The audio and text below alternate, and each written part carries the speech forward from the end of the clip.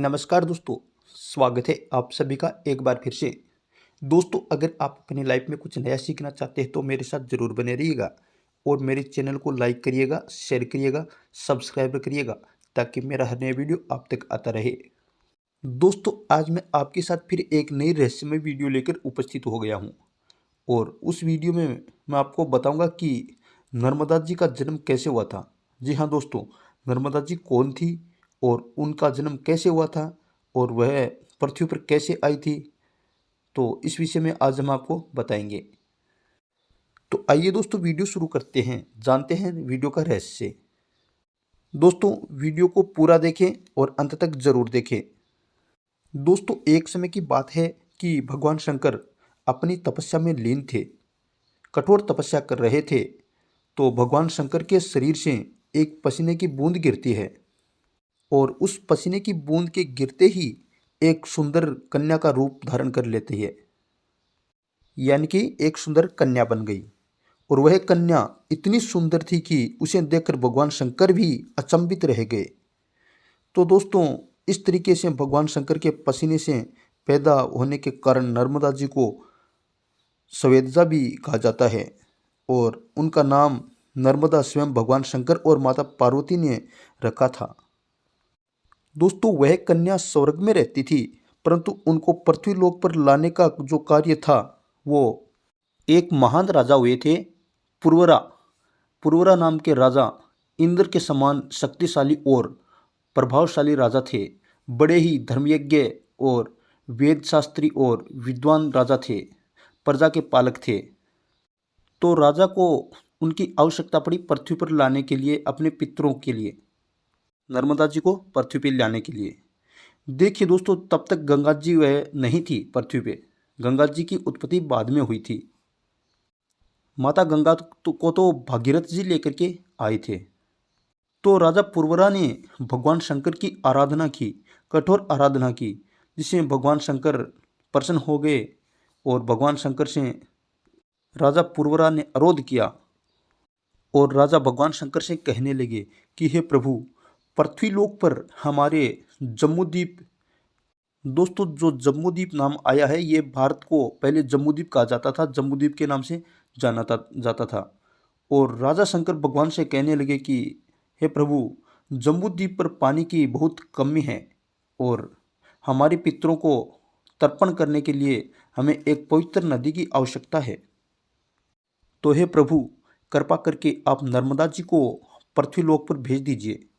तो भगवान शंकर ने कहा कि हे राजन, आपने बहुत ही बड़ी चीज़ मांग ली है जिसे मैं देने में असमर्थ हूँ, आप कुछ और मांग लीजिए।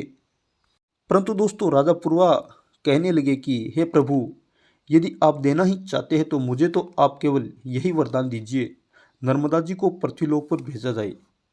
तो भगवान शंकर महाराज पुरवरा की बात मान लेते हैं और नर्मदा जी को बुलाते हैं और नर्मदा जी से कहने लगे कि हे नर्मदा, अब तुम्हें पृथ्वीलोक पर जाना पड़ेगा।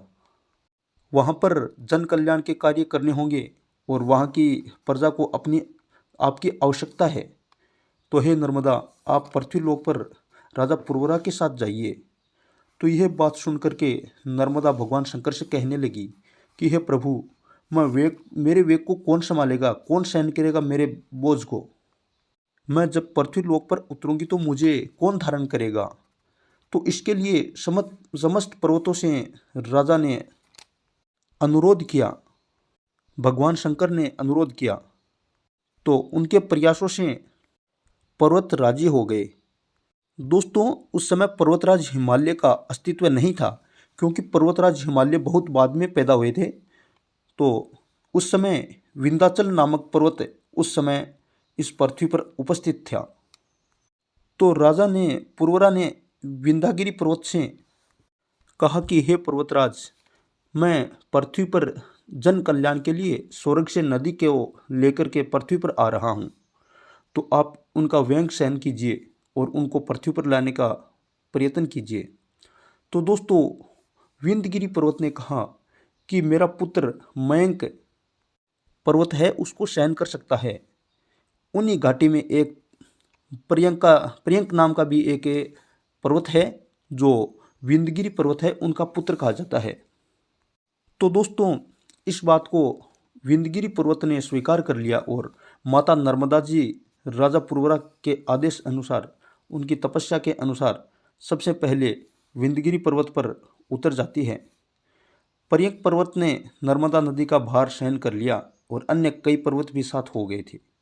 दोस्तों बड़ी ही सुंदर नदी थी, पाप हारनी थी, संकट हारनी थी और इस संपूर्ण भारत देश की नदियों में से एकमात्र यह नदी है जिनकी परिक्रमा की जाती है और बाकी नदियों की कभी कोई परिक्रमा नहीं की जाती। तो दोस्तों ऐसी पावन महान नदी को लेकर के आए थे राजा पुरवरा। दोस्तों नर्मदा जी के बारे में कहा जाता है, जब वो पर्वत पर उतर गई और बहने लगी पर्वतमालाओं में, तो उसी समय एक सोना नामक नदी भी वहाँ पे थी, अमरकंटक की पहाड़ियों से निकलती थी। उनसे उनका प्रेम हो गया नर्मदा जी का, और नर्मदा जी सोना नदी से प्रेम करने लगी और सोना नदी भी नर्मदा जी से प्रेम करने लगी। दोनों का बड़ा ही गहरा प्रेम हो गया था। दोस्तों माता नर्मदा जी ने चाहा कि मैं सोना नदी से विवाह कर लूं, और इसके लिए उनकी एक दासी थी जिसका नाम जूहिला था।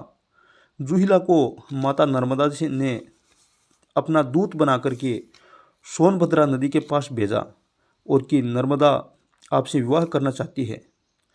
परंतु जूहिला बड़ी चालाक थी। जूहिला ने नर्मदा जी का रूप बना लिया खुद अपने आप और सोनभद्रा नदी के पास जाकर पहुंच गई।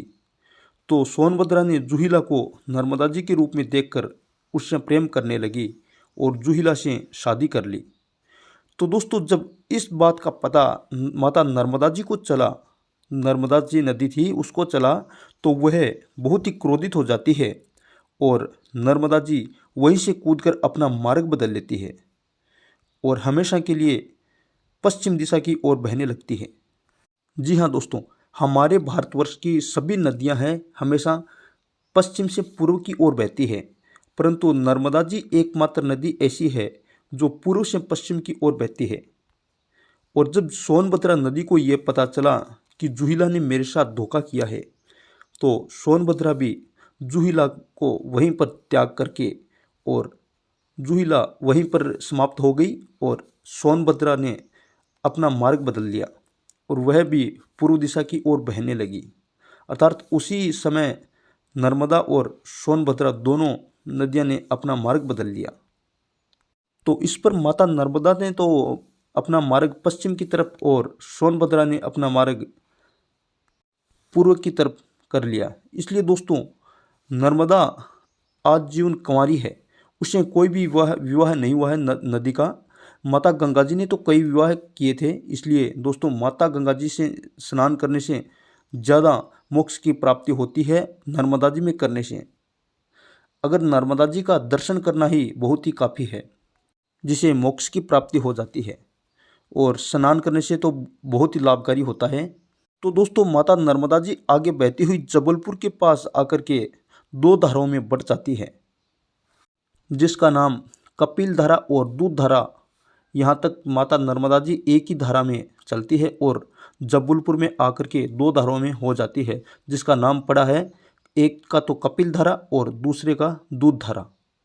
दो नदियाँ दो रूप में बहती है। तो दोस्तों यह जो कथा है माता नर्मदा जी की, यह इनको मात्र सुनने से ही बहुत सारे कष्ट दूर हो जाते हैं, बहुत सारे पाप दूर हो जाते हैं और ऐसा समझ लो कि जैसे मोक्ष की प्राप्ति ही हो जाती है। दोस्तों वीडियो को ज़्यादा से ज़्यादा शेयर करें, वीडियो को अंत तक देखें और आगे लाइक ज़रूर करिएगा क्योंकि बहुत ही अच्छी कहानी है। और अगली कहानी में फिर हाजिर होते हैं।